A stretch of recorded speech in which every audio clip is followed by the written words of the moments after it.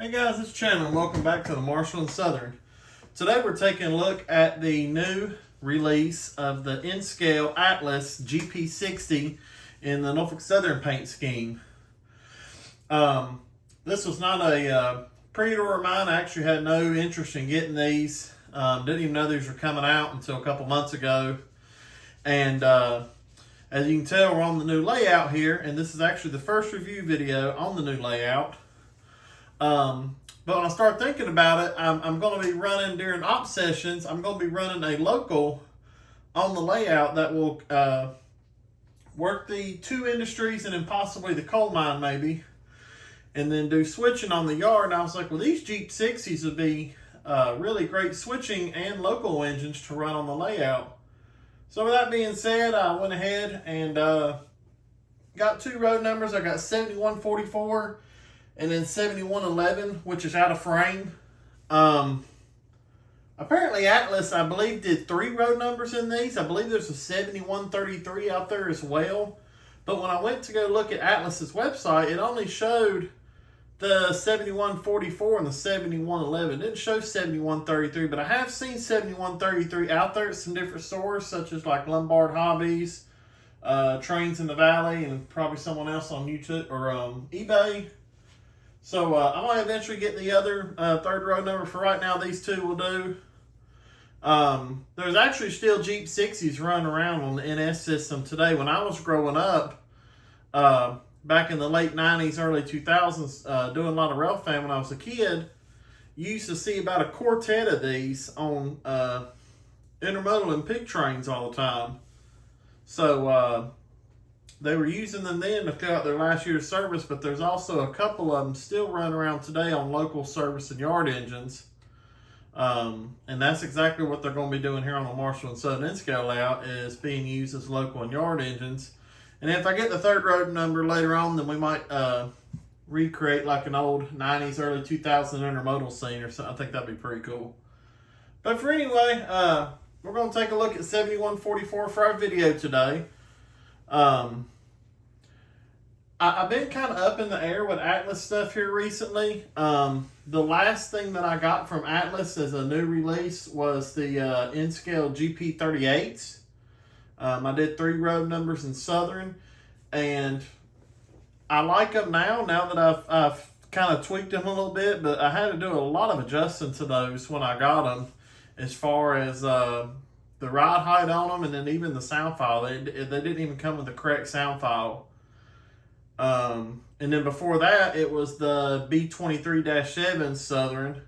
I got three of those, and those are great engines. So I was a little hesitant about getting these GP60s. Wasn't sure how they were going to turn out, but boy, am I glad I got them. They sound great. They look fantastic. And the funny thing is, they actually came in yesterday, and I kind of run around the layout for a little while yesterday evening and broke them in. And I didn't even see the ditch lights on. So this is the only complaint I've got about these locomotives here, is the ditch lights are mounted under the walkway. So they're mounted under the porch. I don't know if you can see them.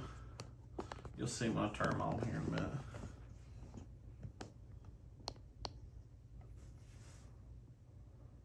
There you go. So that's really the only complaint I got of these, is that I wish that the ditch lights would have been in the correct spot for these. After doing some research on them, that's actually not correct for these. But nevertheless, I got ditch lights, and last night when I was running them, I didn't even know they had ditch lights. I could have swore I hit function 6 and nothing happened. So I don't know. But anyway, as I was getting ready for this video, I was running them around here and pulling them around, and just happened to notice they had ditch lights. So I'm glad I figured that out before I did the video for you guys. But anyway, and these have the Loc Sound Direct. They're not the V5 decoders with the Loc Sound Direct decoders, which still sounds fantastic. Like I said, I'm very, very pleased with these. Atlas did a great job on these. And yeah, I'd be interested in seeing these do them again here in the future, because these are very nice. Like I said, the only complaint I got is that I wish the ditch lights would have been mounted correctly. But without further ado, let's fire it up.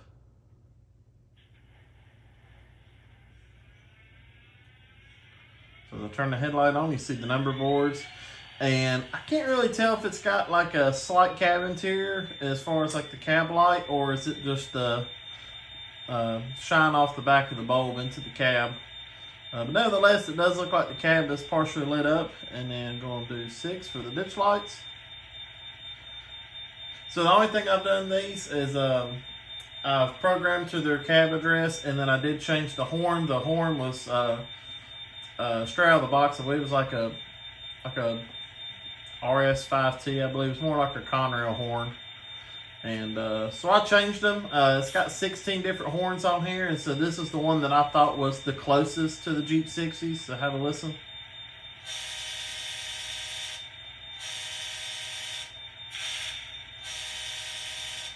I really like the sound file on these, so I really don't know if I'll change it, but if I want to later, I might get hook them up to the Loke programmer and maybe put a custom horn or something on them. But that was the closest thing I could find on the decoder to the Jeep60 horns. And here's the bell.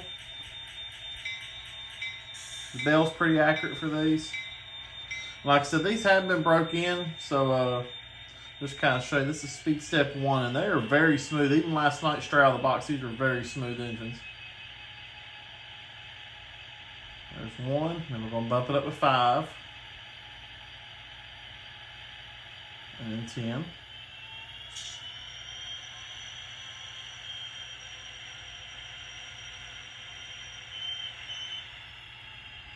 And then reverse. I'm going to move the camera around so you can see they actually have ditch lights in reverse as well. They kind of look a little bit brighter on the reverse than they do the forward end, but that's okay. And you can see they flash.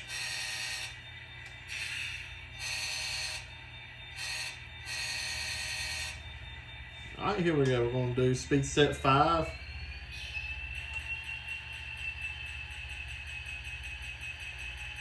And bump it up 10. And then 20.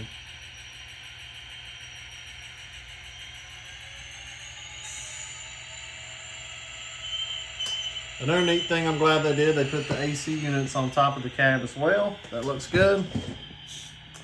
But yeah, guys, so that's basically it for this video. So just a quick little overview of the new Atlas N-Scale GP60s. Like I said, the only really complaint I got is that I wish the ditch lights were mounted correctly and maybe a little bit brighter. I'm going to get you a little bit head on here, and you can kind of tell what I was talking about. And it may just be this unit. I hadn't even really checked the other one.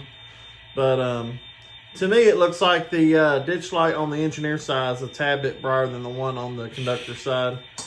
And like I said, that it may just be the angle. I'm not sure. But anyway, they got ditch lights. I think it's neat. And for the price that these were, I actually picked both of these up from Lombard Hobbies. I think I paid like $180 something for them, a DCC and sound. So really good deal on these. I mean, Atlas has really stepped it up here recently. Like I said, the last locomotives I got from Atlas, I was slightly disappointed with them and was kind of hesitant about getting any more here recently. But yeah, these Jeep60s definitely changed my mind and are really going to be some workhorses here on the new Marshall and Southern N-Scale layout. I appreciate you guys watching. Once again, thank y'all for all the new subscribers to the channel. Don't forget to click that link in the bio. It will take you to the other Marshall and Southern accounts. We're on Facebook and Instagram as well. There you'll find, sometimes I'll do op sessions, and I'll actually invite people to come out and see the layouts and come run. So make sure you keep up with that if you're in the North Carolina area, of course. Trying to think. Gonna have some other review stuff coming later. I have some Scale Trains tunnel motors in N-Scale that should be shipping here within the next week or so. And then Atlas SD35s should be coming in not for too much longer. I got some Southern in those in N-Scale, so we'll be taking a look at those as well. But anyway, guys, I appreciate y'all watching. Y'all take care.